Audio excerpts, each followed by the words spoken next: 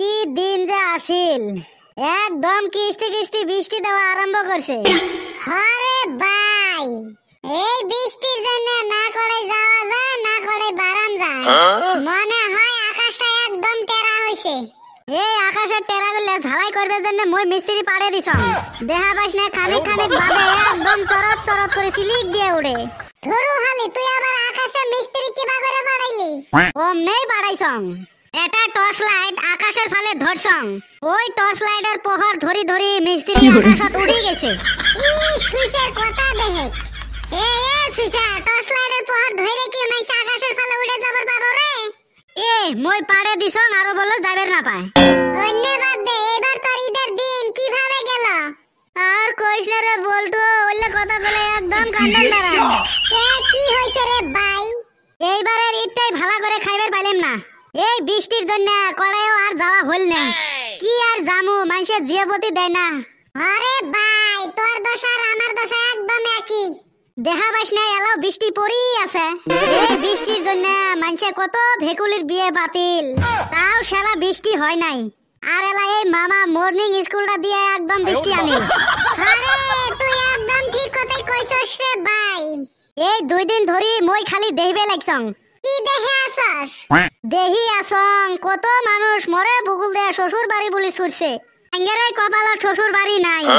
এই ঈদত তো এবার অত ফুর্তি করবে পাইলাম না।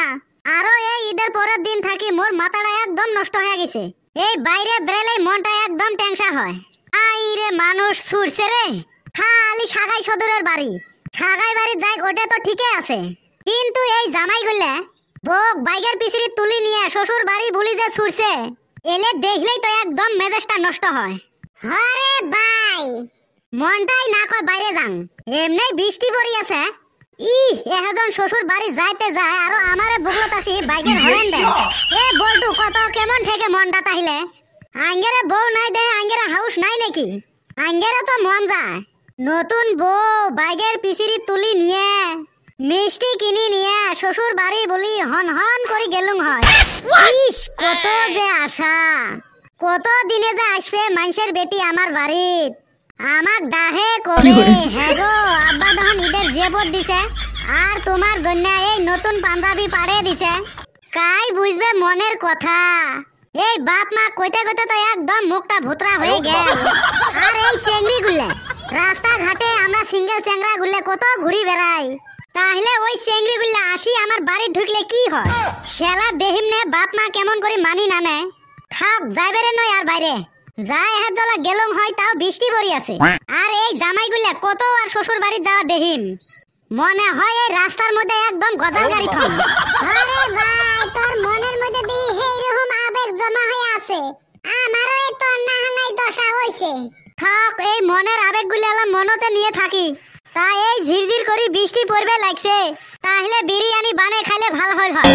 এই বৃষ্টির মধ্যে তো আমরা কোনাহানে যাওয়া হারতাছি না, তাহলে এই বিরিয়ানির চাউল কিভাবে রান্নু? তাহলে এক কাম করং। কি কাম রে?